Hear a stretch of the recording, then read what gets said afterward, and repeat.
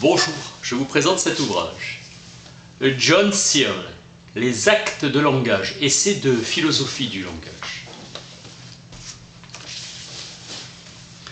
Distinction saussurienne de la langue et de la parole. Distinction qu'il établit entre l'objet et la matière de cette science. La matière de la linguistique, c'est ce qu'elle trouve comme données, l'ensemble des événements liés à l'utilisation du langage. Saussure demande au linguiste de choisir le point de vue selon lequel il interrogea les phénomènes. Cet objet de la linguistique, Saussure l'appelle la langue. La langue est d'abord définie comme une institution, une convention à caractère social. La parole apparaît comme activité et comme le propre de l'individu. L'utilisation de la langue par les sujets parlants, comparée à une partition musicale. Selon Saussure, la parole est régie par des facteurs sociaux. Comparée à une partition musicale, elle est conditionnée par une situation sociale. 3 phénomènes du langage. 1. Les conventions sociales. 2. Les motivations individuelles. 3. Un ensemble très complexe de conditionnements. Distinction entre parler et parler pour caractériser. Parler pour expliquer. L'acte de langage est l'unité de base de la communication. Parler une langue, c'est adopter une forme de comportement régie par des règles. Parler, c'est accomplir des actes selon les règles. Les règles normatives gouvernent des formes de comportement préexistants ou existants de façon indépendante. Exemple, les règles de politesse. Les règles constitutives n'ont pas une fonction purement normative. Elles créent ou définissent de nouvelles formes de comportement. Règles d'échec, par exemple. La compréhension de ce que dit le locuteur est étroitement liée à la reconnaissance de ses intentions. Langue commune. Comprendre une phrase, c'est connaître sa signification.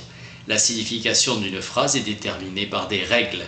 La phrase fournit un moyen conventionnel de réaliser l'intention de produire chez l'auditeur un certain effet. Illocutionnaire. Le locuteur le fait avec des intentions. Dire bonjour, c'est comprendre sa signification et donc la connaître. Règle sémantique qui spécifie son emploi. Dire bonjour, c'est saluer son interlocuteur. C'est aussi l'intention d'amener l'auditeur à reconnaître qu'on le salue. Enfin, dire bonjour, c'est un moyen conventionnel de saluer quelqu'un. La différence entre promesse sincère et non sincère est que le locuteur a l'intention d'effectuer l'acte promis dans un cas et pas dans l'autre. Remercier, conseiller, avertir. Remercier, c'est exprimer de la gratitude. Promettre exprime une intention. Conseiller et inviter, recommander à faire quelque chose. Conseiller, c'est vous dire ce que vous avez intérêt à faire. Avertir ressemble à conseiller, avertissement de nature hypothétique. Saluer, féliciter, demander, asserter, déclarer, affirmer, poser une question. Désir, obtenir une information. Dans les expressions référentielles, tout ce à quoi on réfère doit exister, axiome d'existence. Et si un prédicat est vrai pour un objet, il est vrai pour tout ce qui est identique à cet objet, axiome d'identité.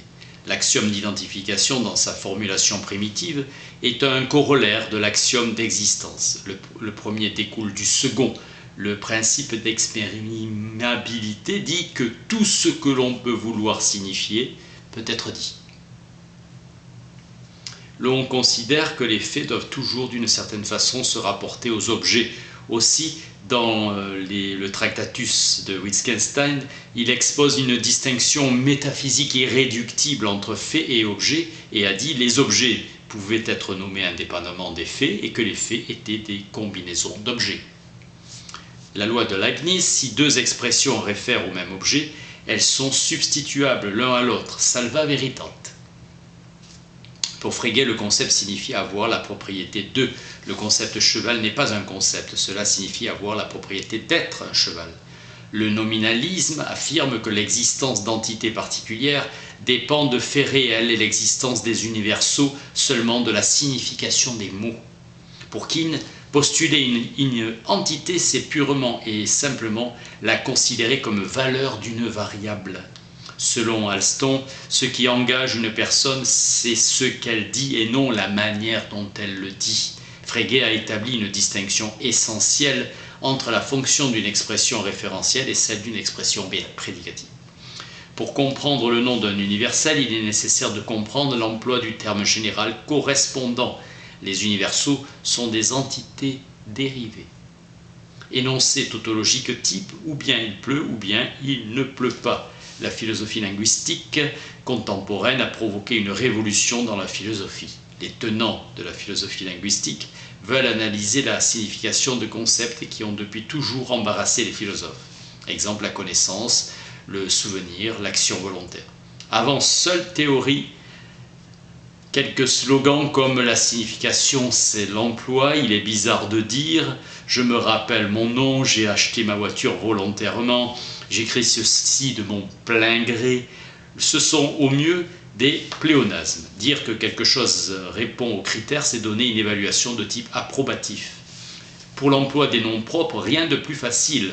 Voici le nom, voilà l'objet. Le nom représente l'objet.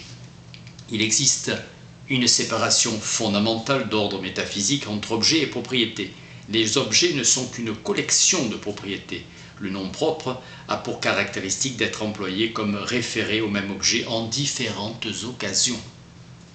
L'objet reste le même. Pour l'auteur, quand Proudhon a dit « la propriété c'est le vol », il aurait pu dire aussi bien « la vérité est un mensonge »,« le mariage c'est l'infidélité »,« le langage, la propriété c'est le vol »,« le langage c'est la non-communication » ou encore « la loi est un crime ».